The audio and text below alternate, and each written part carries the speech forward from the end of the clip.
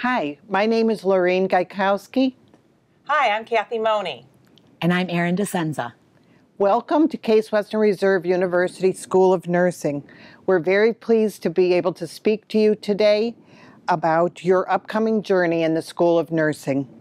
We'll give you the who, what, when, where, and why of your orientation.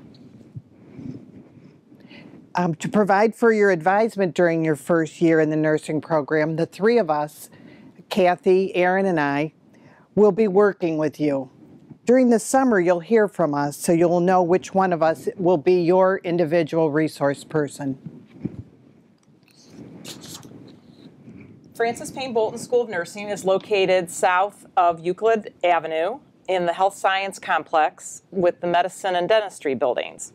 If you didn't have a chance to visit our campus, here's a small map of where the nursing building is in relationship to the campus. Most of your classes will meet in the nursing building, but your biology, SAGES, and electives will be somewhere else on the CASE campus. You can find other maps at case.edu's homepage or on the mobile app for your phone. Here is what we're going to talk about today. Nursing as a major at CASE, Western Reserve University, registering for your fall classes, mandatory requirements to complete prior to your arrival in August, and nursing orientation in August before classes begin, which is called Prepare to Care, or sometimes abbreviated P2C.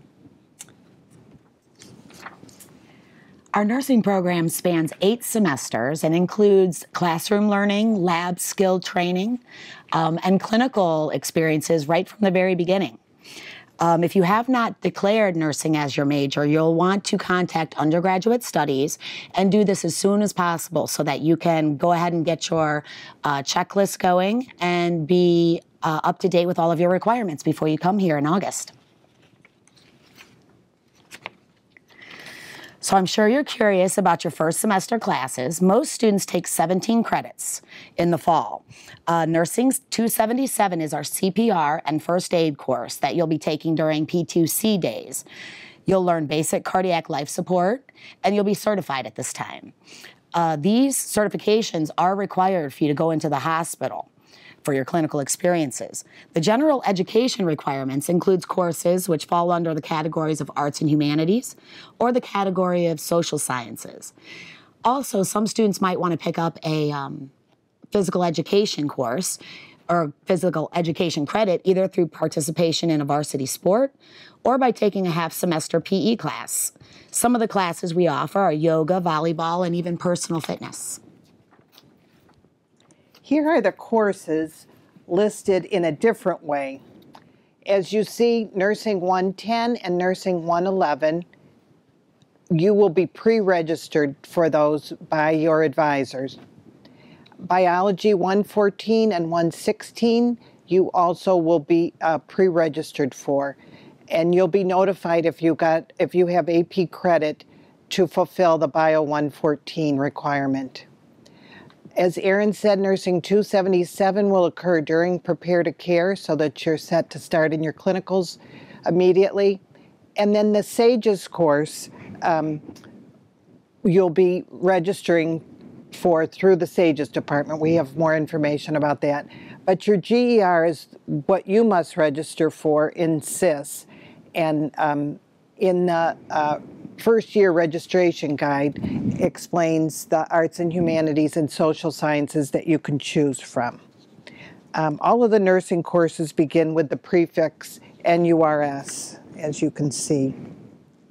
And here are the courses laid out in a different format, in a weekly format. We want to make clear that you'll just be scheduled for one of those 4-hour clinical sessions, either Tuesday morning, Tuesday afternoon, Thursday morning, or Thursday afternoon. Also, you'll just be assigned to one of the lab sessions. As you can see, there's 1-hour labs on Tuesday and Thursday, and we will pre-register you for one of those lab sessions. The open slots on your weekly schedule is where you can fit in your SAGES and GER. You will indicate your preference for a SAGE's first seminar through the new student checklist and be placed in one of your selections in early August. This slide shows the many choices you have when fulfilling your arts and humanities and your social science requirements. While completing your nursing courses, you will be immersed in the broad liberal arts environment. This is sometimes referred to as the breadth requirements.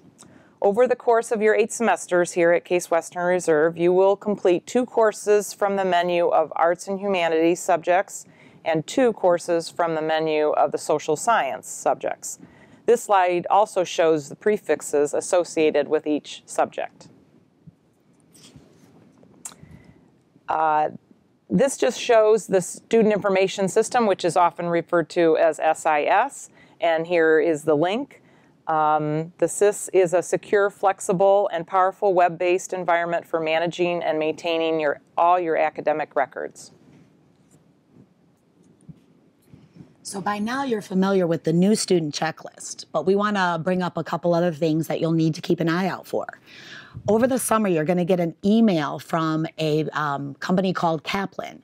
Kaplan is an online resource, and they're going to give you additional supplemental content that you'll also need during your time here at Francis Payne Bolton, and also it will help prepare you for your NCLEX exam.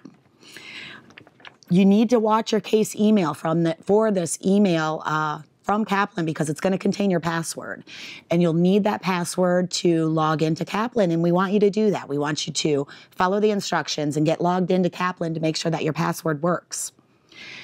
Also, it's important to know about NEONI. Our school belongs to the Northeast Ohio Nursing Initiative. And through that, they have a program called ACEMAP. ACEMAP is a database that the hospitals here in the area use to streamline clinical placement. When you get into ACEMAP, which you'll also receive an email for to get into that, when you get into ACEMAP, you'll be required to take 5 modules of kind of online courses, and there'll be quizzes at the end of each one. You need to complete all 5. These modules take about 3 hours to complete the entire thing. Our clinical sites here in the area require that you complete these absolutely before you're allowed into the clinical setting. You'll get 2 attempts to pass these quizzes. If you don't pass them in 2 attempts, you'll need to contact your advisor, which will be one of us.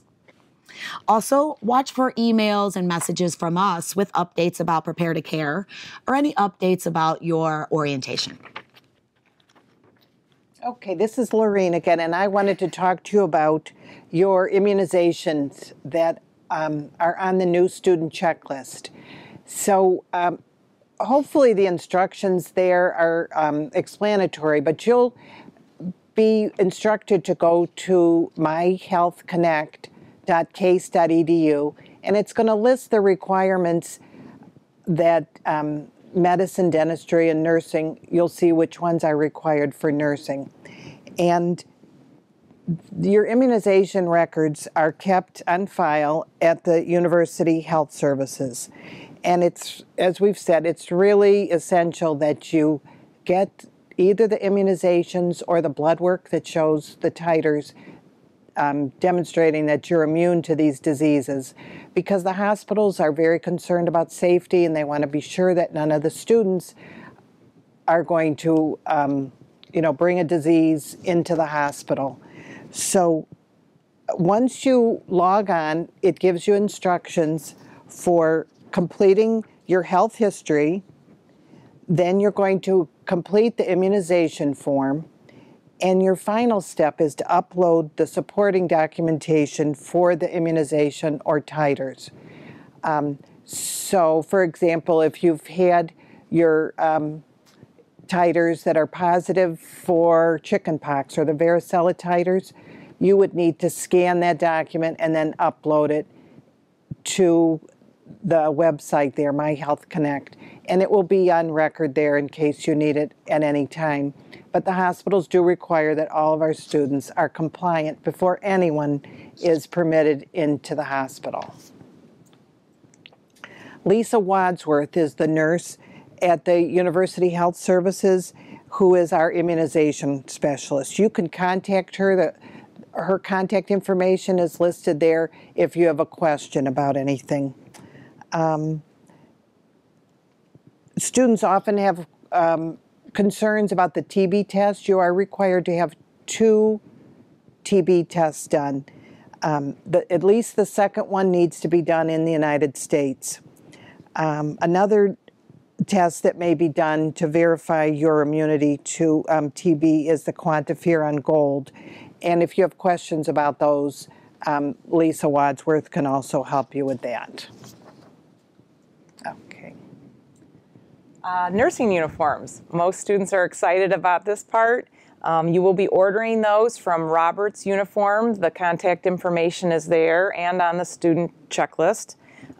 You'll need 2 uniforms. They come with the patches on them, the blue polo shirt, and the lab coat and warm-up are optional. Here are some pictures and examples of shoes, and solid white athletic shoes, clean, are acceptable. And please remember about a watch for the second hand to take patient's pulse. And here is one more shot of picture of the community uniform, and that is a blue polo, and then you can wear your own khaki tan pants. Okay, let's talk about your background check and your fingerprinting.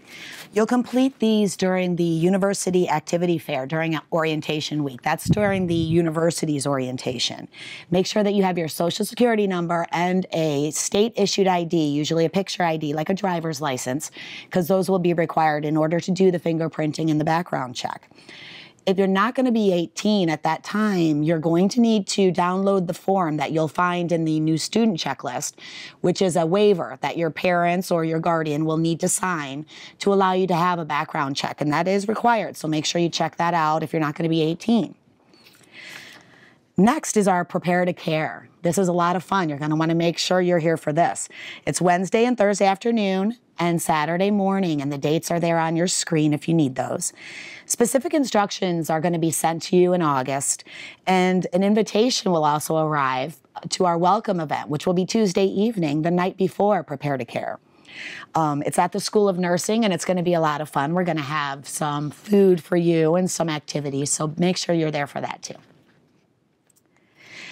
Here are a couple of the activities, or a few of the activities that we'll do at Prepare to Care. First of all, we already spoke a bit about CPR and first aid certification, and that will take place during Prepare to Care. Also, we'll have you review your My Health Connect with our UHS nurse, which is the university health system. We'll also give you a tour of the nursing building. We'll introduce you to the many resources we have in the nursing building, such as our research facilities, our clubs that are available to you, activities that are specific to nursing. You'll have an individual meeting with one of us, your first-year advisor. Also, we'll give you a chance to exchange your uniform if that's needed. If you got your uniform and it's too big, too snug, whatever the case may be, Roberts will be there one of those days to allow you to exchange that if you need to. There's one additional resource that I wanted to bring to your attention, and that is right in the nursing building is the Office of Student Services, and we consider this like a home base for all students. They have an open door policy. It's right there on the ground floor of the nursing school, and it's unique from other offices on campus because there's always someone there, kind of a safe space for you to go. Financial aid questions or registration questions can be answered there. And anytime you need help about where to go for something or who to talk to, because as advisors, we're there during our office hours, but if there's another time where you need someone, they are available. They also can give you a locker there at the school if you would like one. And again, it's on the ground floor of the nursing school. So in conclusion, here is the last few things to remember, a to-do list. You need to complete the immunization form and submit your documentation, order your uniforms, complete the ACE map requirements, receive Kaplan's password on your case email and follow instructions for a login, register for classes, your general education and your phys ed, submit fingerprint waiver form if you're going to be less than 18 years of age at the time of orientation. And that is it. Just watch your email and have a great summer. We're glad we were able to do this for you today, and we can't wait to meet you at the welcome event the night before Prepare to Care. Thank you.